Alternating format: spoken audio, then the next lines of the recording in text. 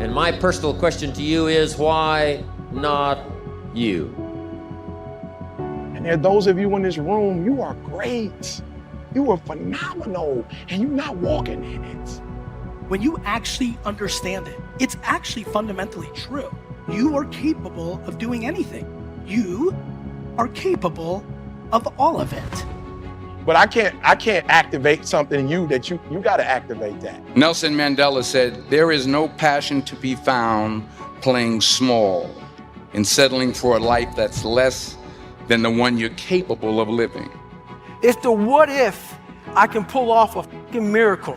What if I can become someone that no one thinks I can be? Okay, why not me? I've already overcome this. Why can't I go and start a company? Why can't I build something that's meaningful? Because if I looked at it the other way and started to take, the count of, okay, well, I can't do this because of where I come from. I can't do this because of how I look. I can't do this. I wouldn't start anything. Everybody would wake up each day doing subtraction. I look at my life as addition. We have to decide, are you in a place where you are ready to actually shift and do and execute on why you're here? All of that is foundationally on your own self-awareness of who you are, being accountable, and most importantly, finally cutting out the cancer of insecurity out of your body on the things that have always been there by shedding light. This is what you believe is possible, is your mindset. It is what you believe you are capable of. It is what you believe you deserve. Tell yourself that you deserve to be happy, you deserve to be fulfilled. You will start to see reasons for it. Ask yourself, all these amazing adventures came from somewhere. Why not you? Why can't you be the one that comes up with that next great idea? Ask the question when you're thinking big, why not you?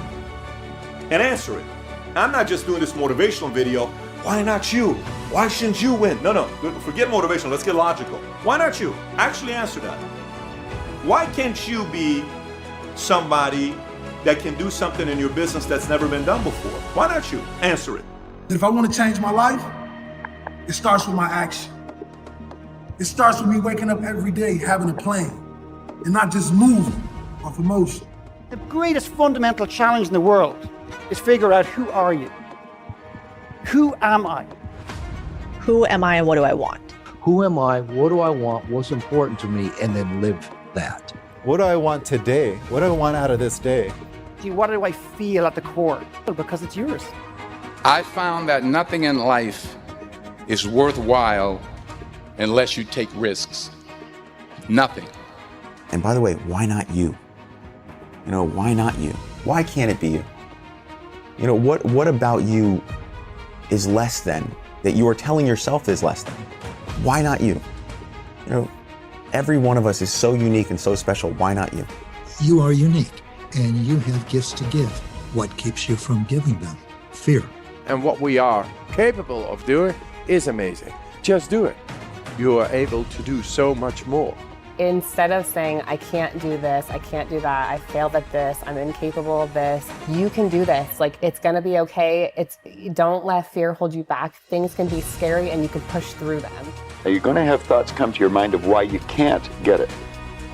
You have the ability in your conscious mind to reject that idea, kick it out of your mind. Thinking of why you can't do something is never gonna do you any good. And keep thinking until you start to think of thoughts of how you can do it. The way I look at it within myself, why not? Why can't I be the MVP of the league? Why can't I be the best player in the league? I don't see why not. I need you to know that you're enough. I need you to know that you're qualified. I need you to know that you're called, you're armed, and you're dangerous. Talking about wisdom, knowledge, power, authority. I need you to know that all you have is all you need. Anybody is capable of achieving anything. I actually believe that, because I think human beings are designed to change. You're capable of breaking any pattern. You're capable of getting control of your health. You're capable of launching a business. You're capable of making millions of dollars. You're capable of healing your trauma, of finding love, of doing absolutely anything that you put your mind to, as long as you are willing to do the work for it, and as long as you give up your timeline. Because I do believe that people who put in the work get rewarded, but you just might not get rewarded when you think you're going to be. And it might not be the reward that you thought you were going to get. But you have something unique within inside of you. You have more to offer, not only yourself, but the rest of the world. Know that you matter. Know that your purpose matters. Let me be the first to tell you, there is none like you in all of the earth. And I'm just wondering if you are bold enough and courageous enough to believe what I'm saying. You are enough. So why not you? You can do anything. And I think one of the most powerful things that you can cultivate with yourself is being able every single day to have a level of trust in your life, in the magic of things, in yourself, to know that this moment right now is also a dot on the map of your life. And 5, 10, 20 years from now, you will look back on this moment and you will know exactly why this happened. And why it happened is it was preparing you for something. It was giving you a skill or an experience or some wisdom or a relationship that you're going to need for something extraordinary that's coming. And when you believe that, it gives you the strength to face absolutely anything. What are you going to do with what you have? I'm not talking about how much you have. Some of you are business majors, some of you are theologians, nurses, sociologists, some of you have money, some of you have patience, some of you have kindness, some of you have love, some of you have the gift of long suffering, whatever it is, whatever your gift is. What are you going to do with what you have? They say that true hell is when the person that you are meets the person you could have been. My biggest fear in life is if there is a final resting place in this world, and there's a final judgment, and you talk to something much bigger than you. I don't want to sit down and have a conversation with someone, with something that says, you're in heaven, this is what you should have been on earth. And are you really in heaven now, or are you in hell? Thinking about how much I left on the table for fear. So imagine you're on your deathbed, and standing around your deathbed are the ghosts representing your unfulfilled potential. The ghost of the ideas you never acted on, the ghost of the talents you didn't use. And they're standing around your bed, angry, disappointed, and upset. They say, we came to you because you could have brought us to life, they say. And now we have to go to the grave together. So I ask you today, how many ghosts are going to be around your bed when your time comes? Why not see how much you can do, how far you can go? Why not you? Will you keep going? In the face of whatever. I never thought about quitting. If they told me to get back in the water again, let's go. They told me to put that log on my shoulder, let's go. Put the boat on my head, let's go. I didn't care. I wasn't the fastest, I wasn't the strongest, I wasn't the smartest, but I did know that I could work hard. I had to work hard. You're gonna struggle. You're gonna go through some hardship. You're gonna sweat, you're gonna choke, you're gonna get your arm broken. Like, these things are gonna happen. Okay, I'm gonna go forward. I can't get out of this. I'm gonna go forward. I'm not gonna quit, so I'm gonna go forward, bring it on. And I think if there's anything that you learn, it's to keep pushing through things that suck. And I would love to say like, oh, keep pushing through adversity, but this isn't adversity. This is just things that suck.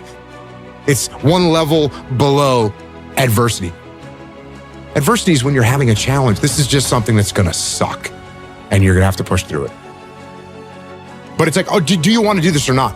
Which is what I think a lot of it boils down to. Do you actually want to do this or not?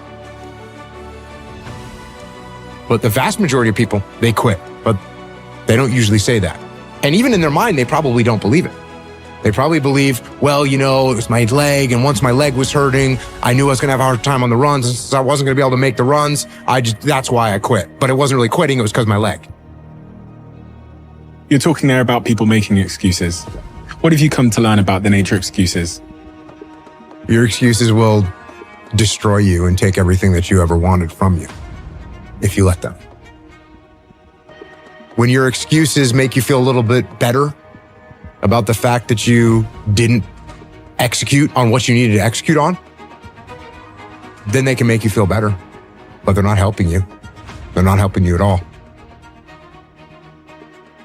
When the excuses all go away and people can actually confront the fact that this is all because of me, it hurts, but is also unbelievably empowering, because if these problems are because of me, then I'm capable of fixing these problems. I was a little kid. I wanted to be some kind of soldier. I wanted to be some kind of commando. So I collected little plastic soldiers. I had different military units. And one of the historical military units that I had was the British Commandos.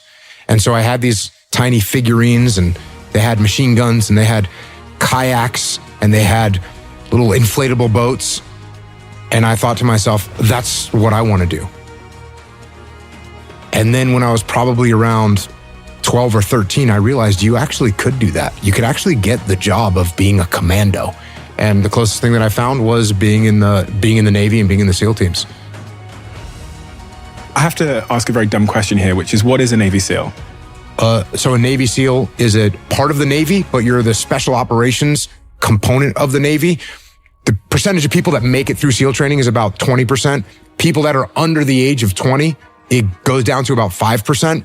So yeah, I was one of those like small percentage of people that are very young but still make it through. Well, they call the one of the weeks Hell Week, don't they? Mm-hmm. So they try and simulate hell. Yeah, they try and simulate hell. It's about 5.5 days, no sleep, lots of physical activity, lots of stress, lots of pain, and lots of people quit. I would say most of the people that quit, it's probably 80% of the quitters quit in that week. And it breaks people. The other thing is, you might be an exceptional swimmer and you might be exceptional upper body strength, but you're not that fast a runner. They're going to find that out. Or you might be a fast runner, but a bad swimmer. They're going to find out what your weakness is. You might not like the cold. They're going to see it. You might not like the boat on your head. They're going to see it. They might see that you have a bad temper. They're going to find that, and they're going to pick at that thing to either make you come out the other side or make you quit. One of the things they do is they'll line you up and they say interlock arms, and you get arm in arm with the guy next to you, and they say forward march, and you march in the water, and they say take seats, and you sit down. And they leave you in there. And it's called surf torture. And you just sit there. And after a while, they'll pull you up out of the water, they'll line you up, and the doctor will come down and see if anyone has hypothermia. And if no one has hypothermia or signs of hypothermia yet, get back in the water. And they just keep doing that.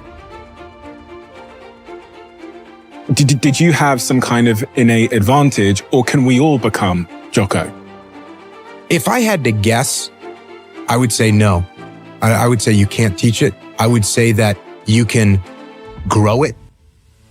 If you've got the seed of some sort of fire, you could probably grow and you can get better at it. But it's the same thing. You go back to, like, if you ever met anyone that was a prisoner of war, there's some people that had a will that they were not going to die. I'm not going to die. I'm going to keep going.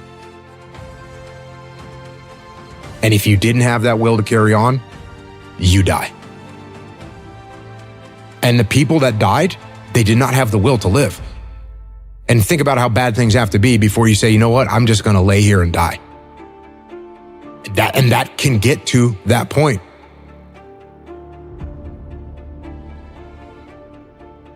It was a guy who was, going through hardship with his job, with his marriage, and the marriage was coming to an end. The job was going to come to an end as well. And he's out there and doesn't know what to do. And the analogy that I set up for him is, if I'm in the woods, which is where you are right now, you're in the woods and you don't know where to go because the wife's not there anymore, the job's not there anymore, you don't know where to go right now. So if you're in the woods and you don't know where to go, start walking. You got to start walking because the perspective's not going to change. You have to start moving forward. You have to start taking steps in order to improve your vision, improve your perspective, change your perspective, make some kind of progress. And worst case scenario, you figure out that you walked the wrong direction. Okay, now you can go walk in the other direction. And that's going to be fine. But standing there lost and not doing anything is just waiting to die, waiting to starve to death. Don't let that happen. If you frame things right in your life, if you frame a business challenge as an opportunity to build a stronger team, if you frame a personal challenge as an opportunity to overcome and improve yourself, these things that seem so horrible are actually very positive components of your existence, and they're going to make you better. And you're going to have to push through it. When the excuses all go away and people can actually confront the fact that this is all because of me, it's also liberating because now you have control over your fate and over your destiny, and that is a glorious thing. For those of you who want to change, you don't have to be wired. You're already wired to be critical.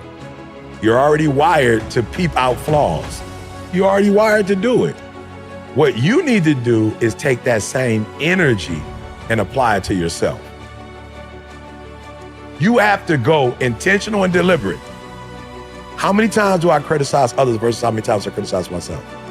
How many times do I try to correct others? How many times do I correct myself? If it don't drive you, don't want that. So whatever it is you see that you don't have, if it drives you, go, I want that. And then you got to change. But you can't say you want that and you don't want change. Anytime you want anything you don't have, you have to do something to get that, because if you were the person that could have it, you'd already have it. You'd have it already. You don't have it. And so you want it. So you have to become something different. You didn't have that, but you went after it. Be clear. What do you want? What do you want specifically? Like, you need to be clear on what you want. And I was willing to go through whatever I had to go through to get what I wanted. I knew what I had. That's not what I wanted. It doesn't matter how I'm living right now, because how I'm gonna live. And so it's difficult for you because you don't have no clarity. You're gonna figure out who you are, why you tick, what you do, and then you're gonna be able to take who you are and what you do and make money. I want you to be brave enough when something's not working, do it right. You can't keep doing what you were doing before because you're losing. But if you can't implement the necessary changes in your life, you won't be able to improve yourself or your situation. If you want to change your situation, you got to get in new information. I just knew what I wanted. I knew what I wanted. I was clear on it. I'm committed, but I don't know that I'm convicted. Here's what I want y'all to know. We have to be careful because some of us get an attitude because we're looking for things that people who are convicted get when we just commit. But I just want you to stop expecting what people with convictions have when you just committed. Stop doing that. Because now you mad, like, oh, okay, so coach ain't gonna start me. You just committed. You ain't got no conviction to the game. You just play when it's time to play. That person is up all day, every day, running, lifting weight. Michael Jordan was convicted about basketball. Kobe was convicted about basketball. That's why Mike is who he is. Not because he was the greatest ever, but the conviction that, like, didn't nobody want it as bad as he wanted. He was convicted. Some of us, we let our feelings, like, I ain't feeling it. I'm not with it. That's why I know I'm not convicted to run it. Because I always run when I feel like it. I ain't never missed a day when I felt like it. I've never run, though, when I've not felt it. One of the things you have to do is operate in conviction and not commit. If you gonna win, if they gonna put your name and the number up there, you just can't play this game because there are other teams that want to do exactly what you gotta do. So what you gotta do in practice is 1, 2, 3. In practice. If you can't dominate in practice, you can't dominate when the lights come on. I get up every morning at 3 o'clock. I dominate at 3 o'clock in the morning. I dominate when everybody sleep. I dominate at 4 in the morning, 6 in the morning. At 8, I go back to bed. Why? Because y'all just getting up. But I'm committed to it. Your everyday routine is clarity. Come on, we have a vision, we have a mission. We have a visionary, we have a mission. Our goal is to move the needle, not surround ourselves with loyal people who ain't competent. Gus, I see your true colors. A trial or a tribulation hit, and now you wondering if I'm gonna do what I said I'm gonna do, so now you're gonna switch the game up. Okay, I want you to see where you are so you can make the adjustment. I need you to eat, sleep, breathe, dominate. We're not playing to the level of our competition no more. Everything you do is gonna be in a way that nobody else does. Paying attention, being locked in and focused. Paying attention, being locked in and focused. Listen to me very closely. I take it personal when I do what I do. I don't care who we going up against. 1, 2, 3. Wake up every single day. I was here before I was here. I was up this morning here. I've been here before. I was in this spot right here. I was talking from right here. I envisioned it. I saw it already. You can't win it if you can't see it. You cannot be a prisoner to your preference. You cannot be a prisoner to your own preference, meaning that just because it's what you prefer, if you losing, you losing, period. And so you don't make your preference the God. You make winning or losing the God. So if you're losing, you have to do something different so that you can win. You have to self-assess. And you can't let you off the hook because it's you. It's two of y'all. It's a winning you and a losing you. And you do deserve to be a winner. When you're trying to score a touchdown, there are individuals designed to stop you from scoring a touchdown. Yeah. That's their job. They're supposed to stop you. Your job is to not care about them trying to tackle you, and you keep moving forward. You dominate when you feel like it, and you dominate when you don't feel like it. I've dominated my sleep pattern. I've dominated my laziness. I've dominated procrastination. Where I go, stuff happens. I dominate. There are no shortcuts. Discipline is you do it so long, so hard, and you're so passionate about it that even when you don't feel like it, you still operate at the highest level. I dominate. And I realize that most of you in the room, the reason why you're not going to get to where you're supposed to get to is because you don't know how to get there. Now, the other thing I've noticed is that people who have more clarity have more conviction. And you start like, oh man, I want that. I want it. Like, I want that experience, but you don't change as a human, so you can't get that experience. Like, it's not possible for you to have it. You can't change your life without changing your mind, bro. You have to play to win. You have to be competitive. Wherever you are, whatever your space is, this is my space right here. You have to be competitive, whether you like it or not, whether you feel comfortable or not. And you have to get into a space where you got that dog. It's not for the weak at heart. You can't always be the most talented in the room. You can't always be like naturally gifted, naturally talented. But watch this, you can be the most competitive. I'm saying y'all don't get it. You gotta wake up every day and compete. You gotta go after it. I'm saying people don't get it, bro. It's crazy. People want change more than they want change. Yeah. It's the craziest thing, bro. You are a man. Stand up and be a man.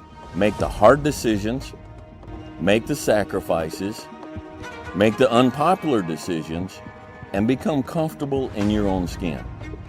And if you are not a person that you are comfortable being alone with, that is the one person in this universe that you have full power, full right, and full responsibility to change.